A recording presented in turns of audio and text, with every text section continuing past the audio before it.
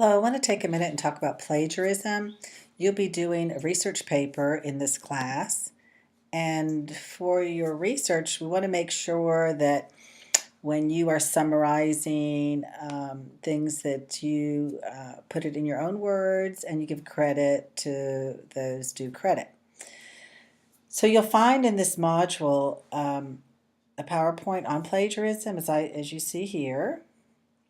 Plagiarism, we know, is when it's not your own idea, when you are buying, borrowing, stealing someone else's idea. And this is including articles and things from the internet. Hiring someone to write your paper, copying large sections of text from a source without quotations.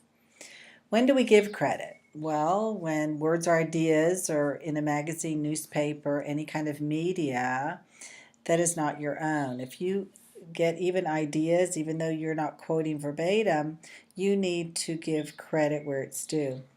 Information you gain through interviewing someone or talking with someone, if you get information from them on face-to-face conversation or on the phone and writing, you need to give that person credit. Also, copying exact words, unique phrases.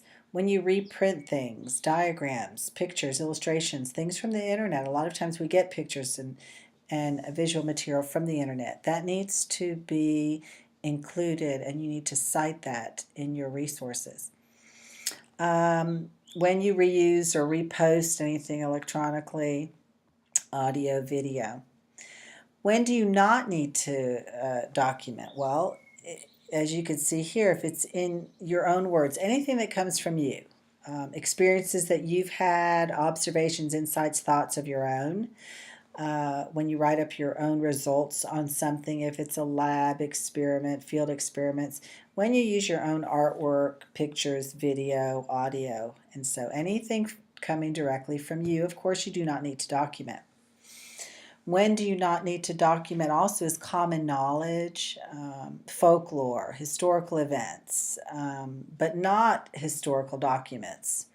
When you use generally accepted facts, pollution is bad for the environment, children learn through play, and you can read others here. So let's practice. Would you need to cite this source? Last summer, my family and I traveled to Chicago, which was quite different from the rural area I grew up in. We saw the dinosaur zoo at the Field Museum and ate pizza at Gino's East. So you decide. Would this need to be cited? It's your own experience, so it would not need to be cited since it's coming from you. You can read this and decide whether this should be cited or not.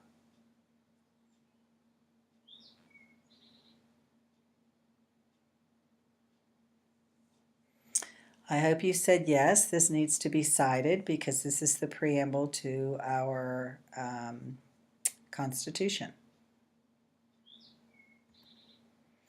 What about this? I find it ridiculous that 57% of high school students think their teachers assign too much homework. If you took out the 57%, if it said, I find it ridiculous that high school students think their teachers assign too much homework, then that's your opinion. But simply because you see that it says 57%, that statistic came from somewhere. You didn't just make that up. So it would need to be cited simply because that 57% is there. Where did you get that percentage? You can also paraphrase. So writing paraphrases or summaries, use a statement that credits the source somewhere in the paraphrase or summary according to the author, whoever wrote that information. Then you could paraphrase that information. But you're still giving them credit because you were saying according to, and then you would cite that. If you're having trouble summarizing, try writing your paraphrase or summary of a text without looking at the original, relying only on your memory and notes. And then you can look back over it and make sure that you didn't accidentally quote something specifically. Check your paraphrase or summary against the original text, correct any errors in content accuracy, and be sure to use quotation marks to set off any exact phrases from the original text. You want to check your paraphrase or summary against the sentence, again, like I said, so that you're not accidentally copying that from what you read.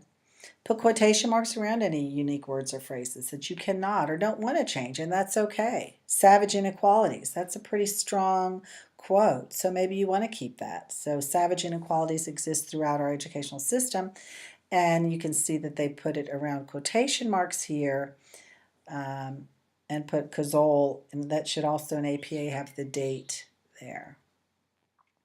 So here you can practice on your own.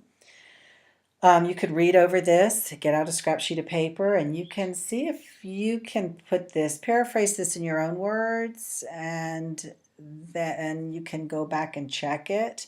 The next slide has an example of this being paraphrased. So after you do it on your own, you can read the next slide. This was a sample answer here.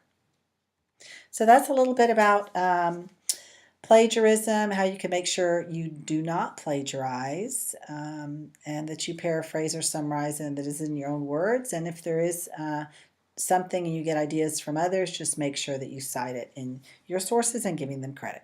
Thank you.